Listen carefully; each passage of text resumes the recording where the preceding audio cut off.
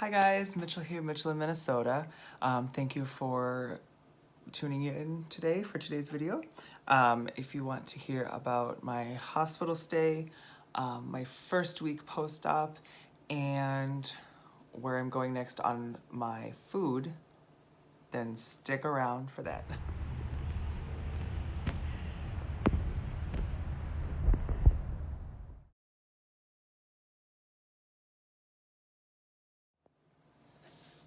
All right, guys, so first of all, I want to thank everybody for the wonderful comments and how sweet everybody's been. It's very heartening to know that I have people out there who know exactly what I'm going through.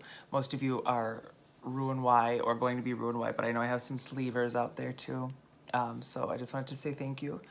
I've got notes because I'm really bad at editing, so like I wrote what I'm gonna talk about and then, okay, put in a video blank there. So that's kind of where I'm going with that. But stats, I had lap band revision on August 7th, 2018. That is 6.5 days ago. So I'm right at my 1 week, just about, at St. Joseph's Hospital in St. Paul, Minnesota with Jeffrey Fazen as my surgeon. I went from lap band to gastric bypass Roux-en-Y, and I have been on full liquid diet since July 23rd. My starting weight was 273 before my 2-week pre-op diet. I'll actually put a video in right here of my weigh-in on the day of surgery.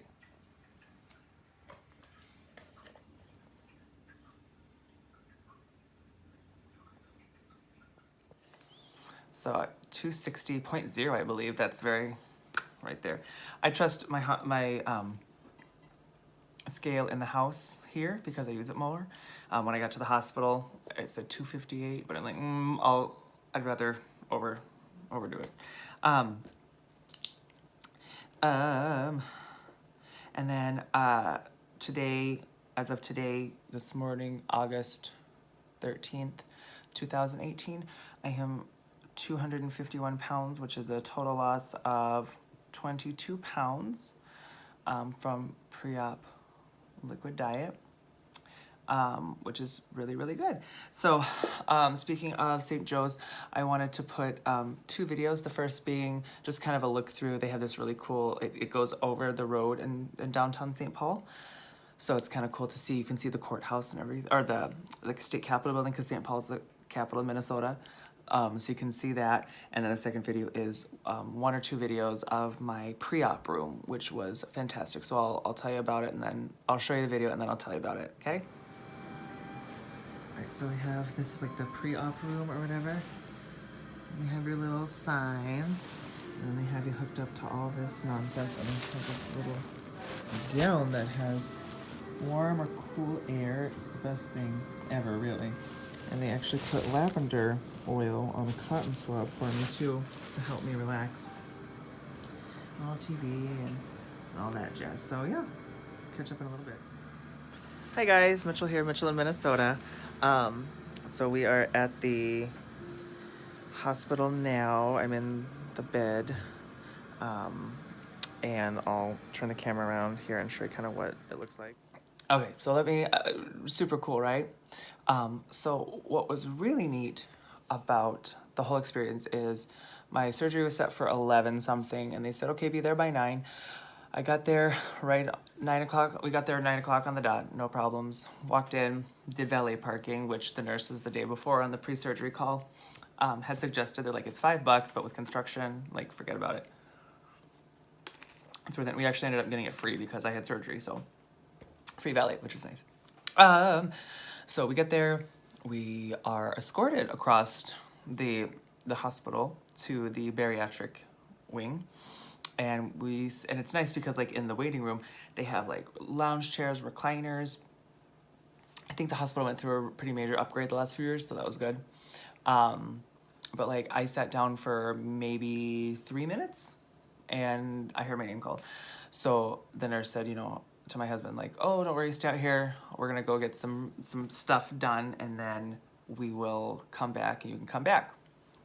So went back. Very nice staff all the way around. I'm going to say it a bunch of times. The staff was incredible. The nurses, the surgeons, especially, I mean, the surgeon was great. Obviously, I trusted him to like gut me like a fish, kind of.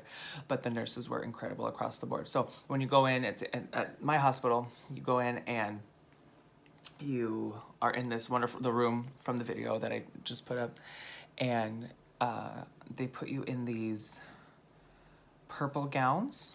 Purple hospital gowns that are made out of paper. And I joked because like everything was from 3M, the company 3M, which is from right down the street from where I live, so it's from Minnesota. So I was like, do they sponsor it, or do you just get a really good deal because the factory is right there or whatever? But so they put the gown on, super comfortable. And the best part about this gown, y'all, is they put a tube at the bottom of the gown, and they give you a control, and you can have air conditioned air blown into on your whole body, or up to 101 degree air. So it was like a giant whirling warm thing, right? And then they taped, you've probably seen the video, there was a little cotton ball taped on there.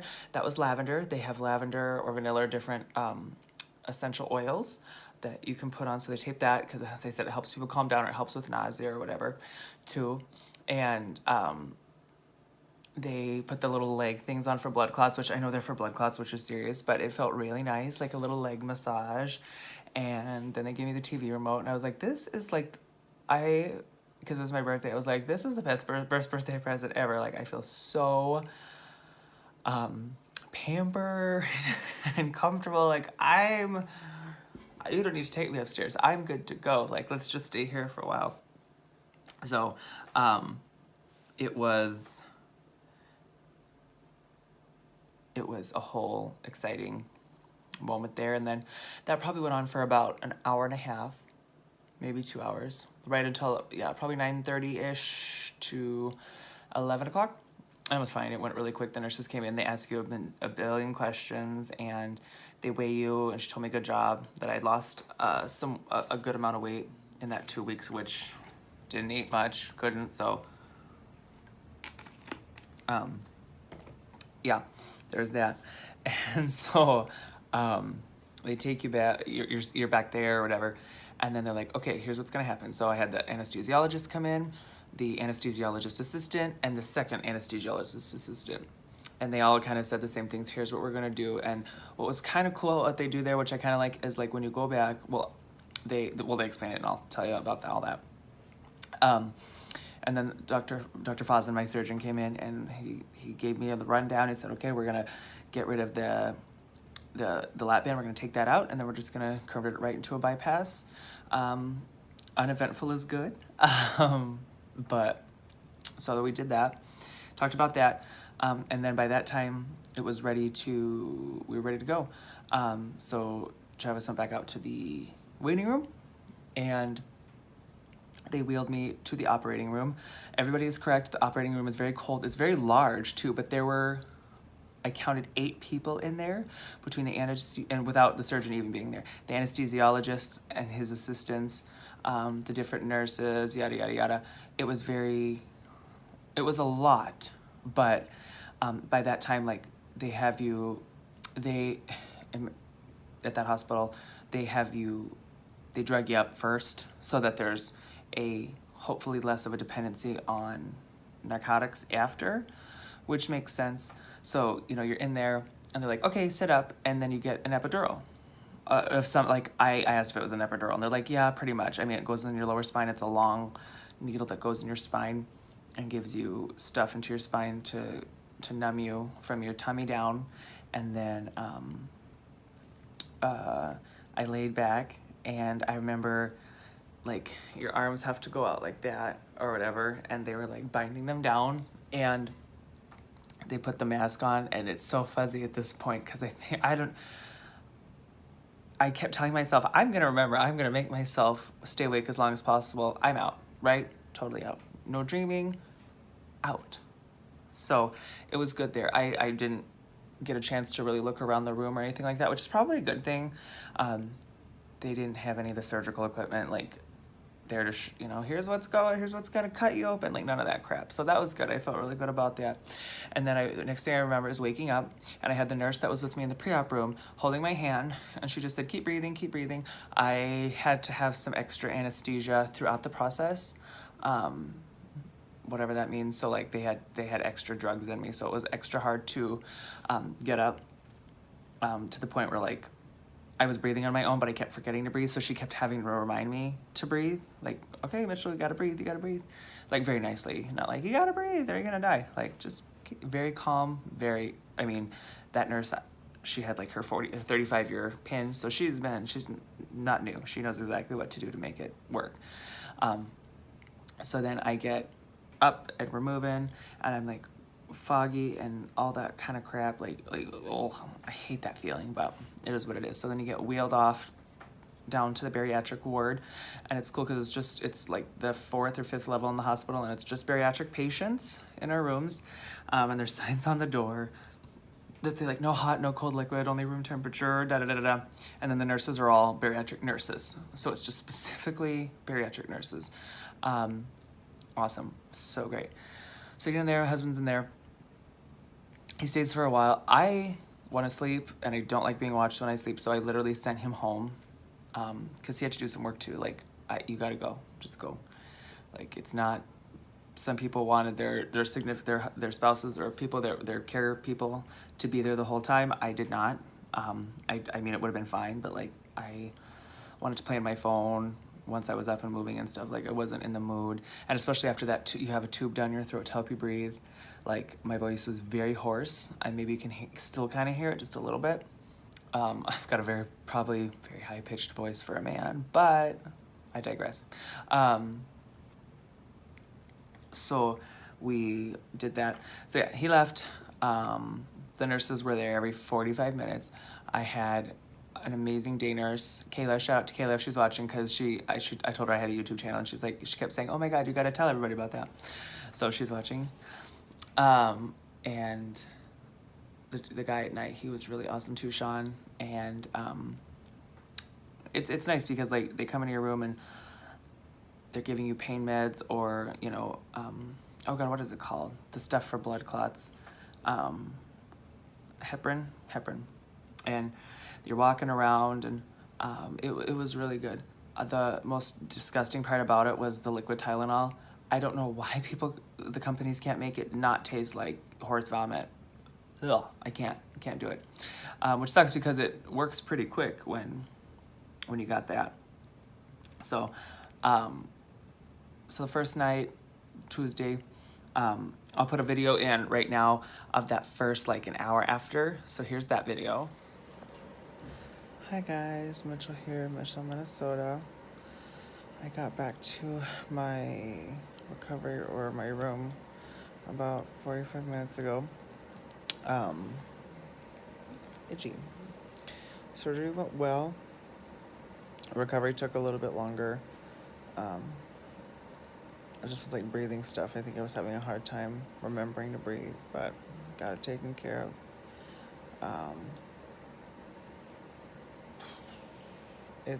I'm wiped.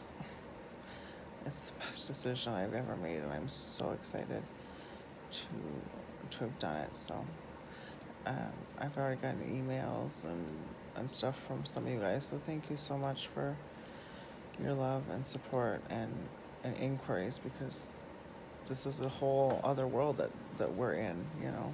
So yeah, so I was kind of out of it, but it is what it is, right? I didn't really like the peach ones before, but now I'm kind of all about the peach ones. And then they bring you in, like, it was awful. Like, slept the night, I mean, you don't sleep really that first night, well, any night that you're there, because they're coming in every 45 minutes to take your vitals, yada, yada, yada. Nothing was on TV. I felt so annoyed with myself for being annoyed that, oh my God, I don't have my Netflix. Like, that's stupid, Mitchell. Like, come on. So I'll put in a video here of how I had to, like, drink little CCs, and I'll explain it. Hey guys, so now from 6:30 to 10, I have to do sips, and that's 15 cc's, little tiny cups. My nurse went through and marked all of them. I have to drink 15 cc's every half an hour until 10 o'clock. Every 15 or 30 minutes, excuse me.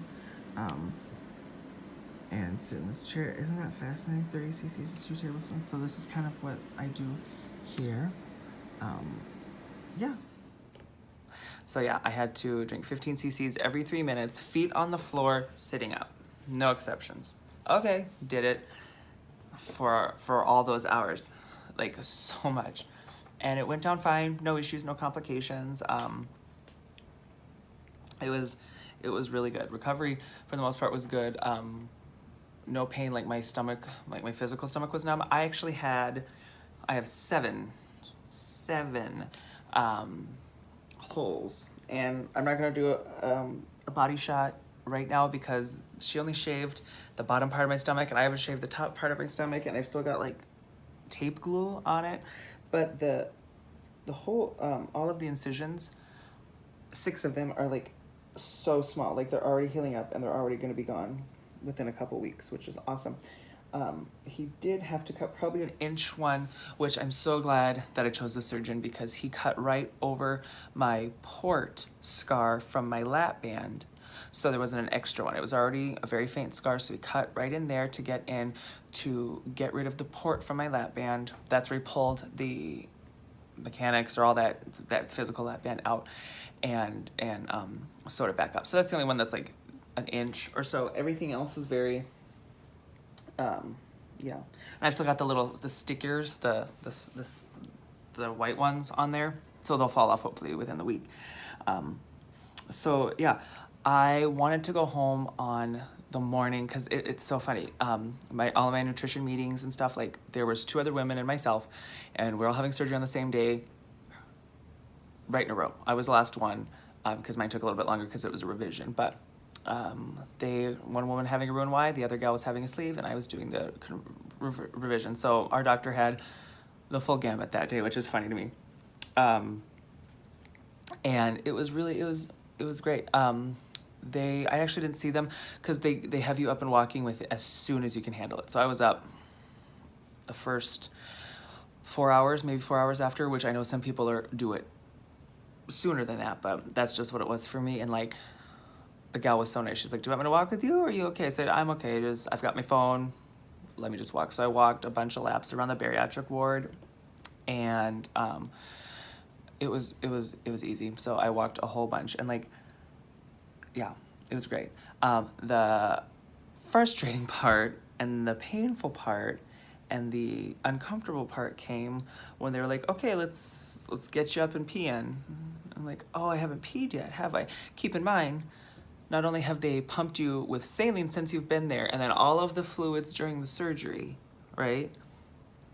Then you have to drink those 15 cc's, half a medicine cup, and I've done that for like hours and hours and hours and hours and hours. So there's a lot of liquid in my body at that point. I can't pee. Like, I'm standing here, I'm sitting, like, I can feel that pressure like on my bladder, but I can't make it happen. Which was so weird. That's a very weird feeling. Lap band, I didn't have that. Kidney stones, I did not have that. And I had a lithotripsy. No issues. Like, very weird. Very weird to not be able to control, or not be able to, so you can't control your bladder. So I was super frustrated. And, "Oh, here's this and here's that. You can pee in this, you can pee in that." I was like, "I can't pee at all, sir. Like, it's not happening." So like, they have this machine, this little ultrasound that's just for urine. So they put this gross jelly on your pelvic area, and they do that, and it tells them exactly how many cc's of urine in there. And apparently 500 is about as much as you want in before they'll put a catheter in. So for the day, like most of the day on Tuesday, it was like 150, 200, like, "Oh, you can't pee, it's okay. Like, that's not a whole lot. If you get up to 500, we're gonna have to put a catheter in to drain you." And I'm like, "Oh, I really don't want that to have to happen." Like, I don't, period.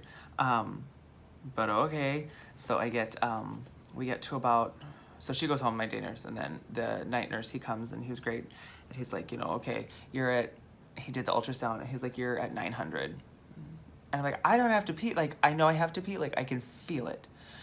But I can't go. And he's like, okay, try one more time. And then if you can't, then we'll just do a quick draining catheter, and then I'll take it out. I won't leave it in you, but, you know, we'll do that 3 times. And if the third, or 2 times, and if the second time, the third time, then we'll put one in for a little bit longer. So it's like, oh, crap, okay. So he brings in, I can't still. I'm like squatting, I'm sitting down on the toilet, standing up. I tried to pee in the shower, like hands against the wall, like anything, like pushing on my bladder, like nothing is working. And I was super frustrated because he's like, okay, we're gonna do it. And I was like, is there any numbing stuff? And he goes, no, we don't numb. We just do it. Like, okay, let's just do it. So he gets the stuff, and it's not a comfortable situation. That's way more private than you think it is, than I thought it was. And then, you know, that's for stuff to come out, not to go in, usually. So I will say it was probably less than 3 minutes, the entire first 2 catheters. Like, not even a little bit. And I felt so much better afterwards. So, like, I don't know if anybody's had, men especially, like, it's a little bit different, but women too, kind of pretty much the same thing. I don't know. It doesn't feel great. It feels weird that it's going up. It's up and up and up, and then, like, it hits your bladder like a pool or something, and then you can't stop yourself from going, right? So I'm like, oh my goodness, here we go. So do that. A few hours later, same thing. Gotta do it again. And then before he left for the day shift, he's like, do you want me to just, because we're gonna have to do a catheter, a little bit longer of a catheter, do you want me to do it, or do you want the day nurse? And I was like, I'd rather have you do it, because we're already bonded for life now that you've had to do that for me. So we did that. And then excuse me,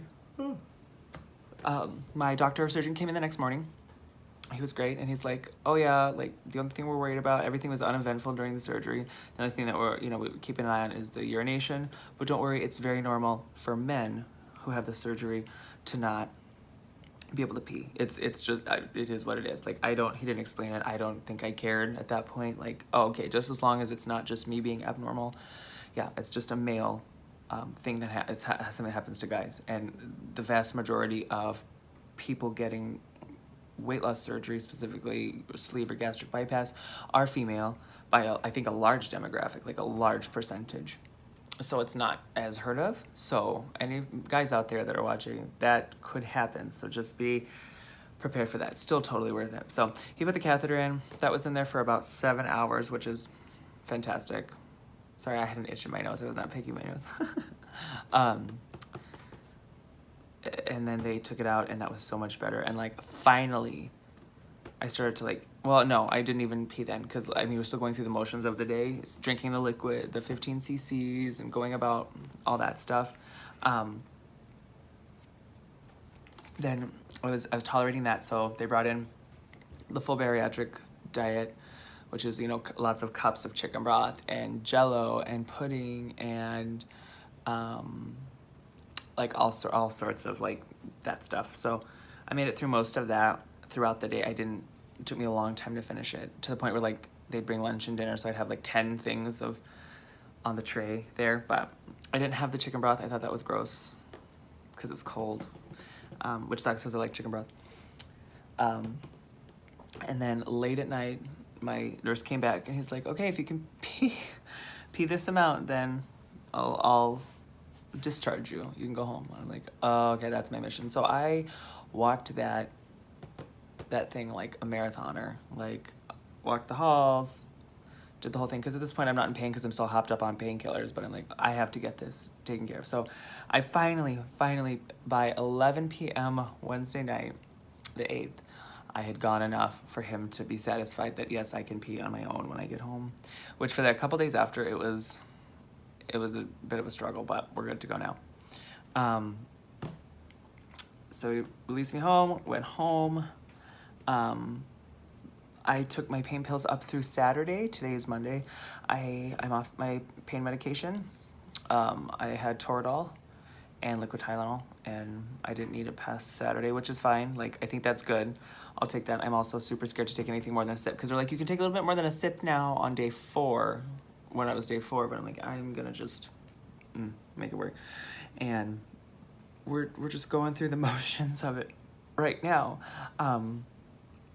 Excuse me. Oh, it's been a weird, I'm hiccuping a lot. It's been a weird couple of days. Not weird, like, I was sick of being in the bedroom. Like, I went to Target yesterday, I went to Target today. Like, y'all, I love sleeping in and being lazy. Like, I love it a lot. I love being able to stay in the house, do whatever I want. But when I'm, like, confined to the bedroom, then I get frustrated and, like, antsy. And I'm like, I don't like it. I don't want it. Sleeping, I was good sleeping because I was still on medicine. Oh, excuse me. But it was definitely not something that I was in love with. So today and yesterday, or a little bit yesterday, first day is like I'm back out in the living room because like my husband's in his office doing work all day. So like I'm chilling out in the living room until I go back to work. I'm actually doing some work Thursday, Friday this week because I work in early childhood special education. So our schedules are a little different than typical teachers. We don't start seeing kids until after, and I evaluate students, so it's a whole other rung of craziness, but I need to get some stuff done Thursday, Friday. I feel perfectly fine too. First day on my Fitbit, I got like 300 steps, and then up to yesterday, I had like 4,000. So I'm slowly getting there. I need to walk more. And yeah, other than that, yeah. So there's that hospital part. Please put any questions down if you have anything that you want to ask me about that. Then I want to move on to my meeting today with my nutritionist and those 2 women that were in the hospital with me. Sorry. So in my other videos, I showed you my pre-op to liquid diet, and then one day before. And then so I got my my puree diet materials, and from tomorrow the 14th to the 28th, and then soft to regular diet stuff from the 28th on. So I'm pretty jazzed about that. So she didn't weigh us, which was fine. She goes, you still got liquid in your body. Like, I don't want to give anybody any misconceptions. Like, you're doing good. So it's interesting because like I'm so used to now just drinking like liquids, and like applesauce was the thickest thing I had, or maybe pudding. But now we're moving into like, I can have 4, and maybe this helps people. I know this helps me because like I keep looking like, do you measure it by volume? Do you measure it by weight? Like, how do you do it? For us, for the first 3 months, you get 4 tablespoons of food. 3 tablespoons is protein, 1 tablespoon is fruit, vegetable, or starch. Stop when full, okay? And then there's all these examples of protein. My favorite, I'm so freaking excited, blended hard boiled, and everything has to be blended. And she's like, that's why you really want to make it taste good, because if you can get like the taste is good enough, then you're gonna get over the fact that it's blended and like pudding consistency. I don't care. I'm gonna be so excited to try it. Blended hard-boiled eggs, tuna, chicken, salmon, or crab with light mayonnaise, lean ground turkey with low sugar spaghetti sauce. She said that's one of people's favorites, which sounds really good. Blended lean meats like chicken, turkey, pork, beef, or fish. And people like to blend it with low-fat gravy or low-sugar barbecue sauce, which I got. I thought that was a really good idea. Add spices so it's not crazy. And then that's for the 3 tablespoons per meal. And then for the, it can be a fruit, the other tablespoon can be fruit, vegetable, starch. So blended cooked vegetables or stage 1 baby food. Fruit, same thing, and starch is mashed potatoes without the skins. Like the skins for beans, potatoes, anything that has skins on it. She was very serious about like it can get stuck on a staple line now, and you won't know about it until 3 months down the road, and then you're gonna be back in the hospital. So don't mess with it. And that's also, so there's that, and then you eat 3 meals a day plus your protein supplements, which is like your premier protein, right? And this kind of gets you throughout the day with no snacks in between meals. This is kind of the snack. And I'm actually, I'm gonna go grab what I bought, a couple of things I bought today to show you guys. Okay, so I'm back. So I know it's not exciting, but I got Hellmann's light mayonnaise at Target, which is, why not half the fat, My nutritionist is like the 10-10 rule. Just remember the 10-10 rule and you'll be fine. 10 or less grams of sugar and 10 or less grams of fat and 10 or less grams of carbohydrates. Good to go. Sorry, not even fat, just sugars and carbohydrates. So this has less than a gram of sugar and 1 gram of carbs, so that's good per serving. And then specifically it was mentioned because like crock-pot chicken is really big during the pureed stage because it's easier. Ken Davis was recommended, like they wrote it on there, like Ken Davis is easy, no fat, 6 grams of sugar per serving and 7 carbs. So it's like easy peasy, very easy there. So I thought that was good. And you just kind of go and that'll be a 2-week thing. And I like it because they have an example 7-day meal planning. So, you know, breakfast, 3 to 4 tablespoons of plain non-fat Greek yogurt with sugar-free jelly to add in flavor. Add 1 to 2 teaspoons of unflavored protein. For lunch, 3 to 4 tablespoons of blended lean hamburger with low-sugar spaghetti sauce. Dinner, 3 tablespoons of blended turkey with low-fat gravy. And a tablespoon of mashed potatoes, and add 1 to 2 teaspoons of unflavored protein powder. And then the supplement throughout the day is the approved protein shake. So your Premier Protein, your Atkins, Muscle Milk, whatever it is that you drink. So they have that for 7 days. So I'm like, that's really smart. I may just do those exactly because it's easier and I don't have to think about it and be done with it. And then, so that's the 2 weeks from tomorrow, the 14th to the 28th. And then the 28th, I start the soft regular diet materials, which is the first thing it says is week 4 is the time to start enjoying the textures of solid foods. It will be important to chew. It may be best to start with semi-solid foods. After the first week or 2, you can begin to add more firm and crunchy foods. So literally the same rules. Aim for 50-60 grams of protein, knowing you're gonna go up to 60 to 80, maybe a little bit more. Until 3 months post-op though, avoid foods with skins, peels, seeds, membranes such as oranges, apples, corn, cucumber. These may become lodged blah, blah, blah in your pouch. Something that else is different is that I can finally start taking my calcium citrate twice daily and my D3. I'm only taking my multivitamin twice a day and the B12 sublingual. That's all I'm taking until the 20th of August. So same rule of thumb, 3 tablespoons should be protein food, and a tablespoon can be fruit, vegetable, or starch. And even she was like, and get excited because like you don't want to have like brown rice or oatmeal because it creates a paste in your pouch and just sits there, and apparently it's very uncomfortable and it sounds disgusting. I'm like, that made it so unappetizing to me, but whatever. But you can add like Triscuits and wheat thins in for part of the meal, so that's good. And then again, another 7-day diet sample menu. And they're like, yeah, it's just a sample, you don't have to eat that. And I was like, that works for me, I'll just use that. So there are those 2 things. So I think I'm just kind of leave it there. I think this video is getting a little long and I apologize, but I really wanted to get it all out there because like Mini-Me in Tennessee, Little Kid in Kansas City, knew me,